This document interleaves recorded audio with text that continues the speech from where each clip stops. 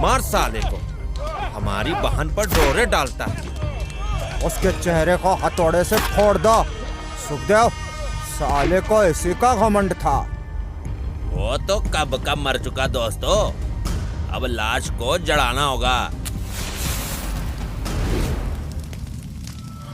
ये जलती लाश थी हिंदुस्तान की राजधानी दिल्ली के युवक नीतीश कटारा की।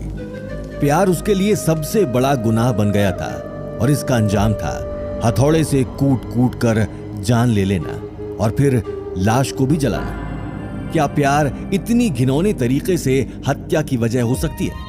खौफनाक हत्या का यह मंजर कुछ और ही कहानी बयां कर रहा था। आईएएस अधिकारी का बेटा नीतीश कटारा 2002 में 25 साल का हो गया था। उसकी मां भी नौकरी करती थी। कटारा परिवार उच्च शिक्षित लेकिन उतना ही संस्कारी परिवार था। नीतीश का इंटरेस्ट बिजनेस में था, इसलिए उसने गाजियाबाद के इंस्टीट्यूट ऑफ मैनेजमेंट टेक्नोलॉजी से एमबीए करने की ठानी। उसी कॉलेज में उत्तर प्रदेश के एक बड़े राजकीय नेता डीपी यादव जी की बेटी भारती यादव भी पढ़ती थी।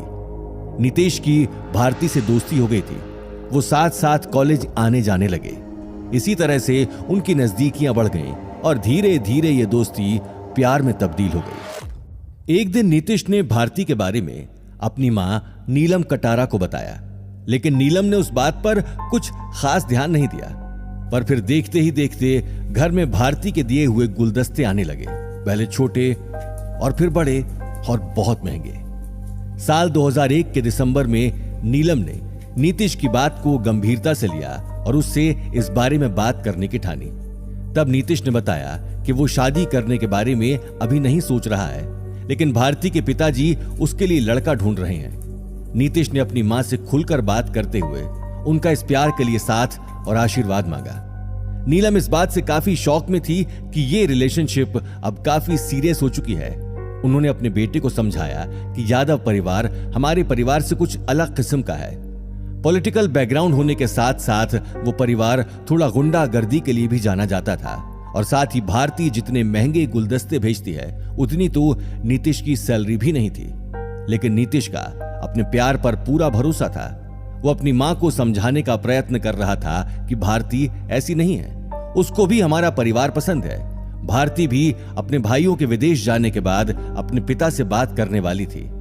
आखिरकार नीलम ने उसे बताया कि अगर तुम्हें भारती इतनी पसंद है तो हम सोच विचार कर उनसे बात करेंगे। इधर कॉलेज में नीतीश और भारती की नजदीकियां भारती के भाई विशाल यादव और विकास यादव की आंखों में चुभ रही थी। वो अपनी बहन के मामले में काफी सख्त थे। छोटी मोटी मारपीट और कुछ ऐसे ही जुर्म वो करते रहते थे, लेकिन उनके पिता डीपी यादव एक दबंग राजनेता थे और वे बेटों की छोटी मोटी वारदातों को नजरअंदाज करते रहते थे। शायद यही वजह थी विकास और विशाल के बिगड़ने की। विकास और विशाल को नीतीश की अपनी बहन के साथ नजदीकियां पसंद नहीं थीं। कई बार उन्होंने नीतीश को धमकाया था। नीतीश के लिए उन दोनों के दिल में नफरत धीरे धीरे बढ़कर अंगार बन गई थी। 16 फरवरी 2002 गाजियाबाद में डीपी यादव के एक खास रिलेटिव के घर शादी थी। डीपी यादव की तरफ से उनकी पत्नी उमलेश, बेटा विकास, भतीजा विशाल, बेटी भारती और उसकी बहन पहुंचे थे। नीतीश के परिवार को भी निमंत्रण मिला था, इसलिए वो भी उस शादी में आया था। नीतीश का उस शादी में आना और अपनी बहन भारती यादव से बात करना विशाल और विकास को बिल्कुल पसंद नहीं आया। वहां पर सुखदेव पहलवान, जो कि एक पेशेवर हत्यारा था, वो भी मौजूद था। विशाल, विकास और सुखदेव शादी से बाहर निकले और जमकर शराब पी और तय कर लिया आज उस नीतीश को छोड़ेंगे नहीं। शराब पीने के बाद ये तीनों दोबारा शादी में पहुंचे और नीतीश को अपने साथ चलने को कहा। नीतीश भी बिना किसी झिझक के इनके साथ टाटा सफारी में बैठा और चल दिया। गाड़ी के चलते ही उन लोगों ने नीतीश को गालियां देनी शुरू कर दी। बात आगे बढ़ाते हुए उन्होंने उसे पीटना शुरू कर दिया। नीतीश को गाजियाबाद से 80 किलोमीटर दूर बुलंदशहर के खुर्जा गांव ले जाया गया। वहां पर हाईवे से उतारकर एक पुल के पास गाड़ी रोकी और नीतीश को पुल के नीचे ले गए। उन्होंने नीतीश को हथौड़े से पीटना शुरू कर दिया। गालियों के साथ साथ उन तीनों का गुस्सा और भी बढ़ गया और किसी वहशी तरीके से उन्होंने उसके चेहरे पर हथौड़े से जोर जोर से वार किए। शरीर के हर एक अंग पर हथौड़े बरसते चले गए। उसके पेट को उन्होंने किसी दरिंदे की तरह फाड़ डाला। नीतीश की जान कब की जा चुकी थी। थोड़ी देर बाद विकास और विशाल यादव और सुखदेव पहलवान ने उसके शव पर पेट्रोल डालकर शव को आग लगा दी। किसी वहशी दरिंदे की तरह ये तीनों उस शव को जलते हुए देख रहे थे। थोड़ी देर बाद वे तीनों उस जगह मां और बेटे का डीएनए मैच निकला और ये स्पष्ट हो गया कि ये आधी जली हुई लाश नीतीश कटारा की ही थी। पुलिस ने गिरफ्तारी के लिए टीमें लगा दी। जिस दिन लाश मिली उसी दिन डीपी यादव ने भारती यादव को लंदन भेज दिया और जरूरी सबूत मिटाने की कोशिश की।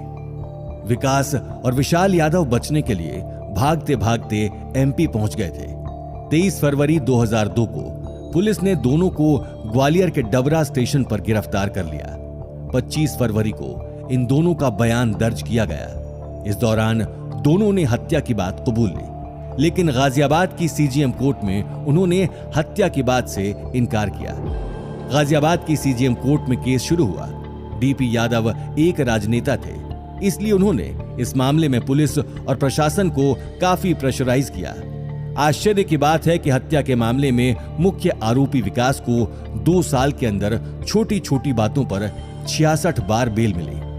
कोर्ट ने भारती को भी जल्दी भारत आकर अपना बयान देने के आदेश दिए, लेकिन कई बार उसने आदेश की अवहेलना की और भारत वापस नहीं आई। आखिरकार कोर्ट ने भारती को कोर्ट में पेश न होने पर पासपोर्ट रद्द करने का आदेश दिया। तब भारती आखिरकार कोर्ट में पेश हुई। 29 और 30 अप्रैल 2006 को उनका बयान दर्ज हुआ। नीलम को लगातार फोन पर केस वापस लेने की धमकियां मिलती रहीं। दूसरे बेटे नितिन को जहर देकर मारने का प्रयास हुआ, लेकिन नीलम कमजोर नहीं पड़ी और लगातार इस अन्याय के खिलाफ लड़ाई लड़ती रही। 30 मई 2008 को लोअर कोर्ट ने विशाल, विकास और सुखदेव पहलवान को उम्र कैद की सजा सुनाई। डीपी यादव के परिवार ने इस फैसले के खिलाफ दिल्ली हाई कोर्ट में याचिका दाखिल की। 2 अप्रैल 2014 को दिल्ली हाई कोर्ट ने लोअर कोर्ट के फैसले को बरकरार रखा।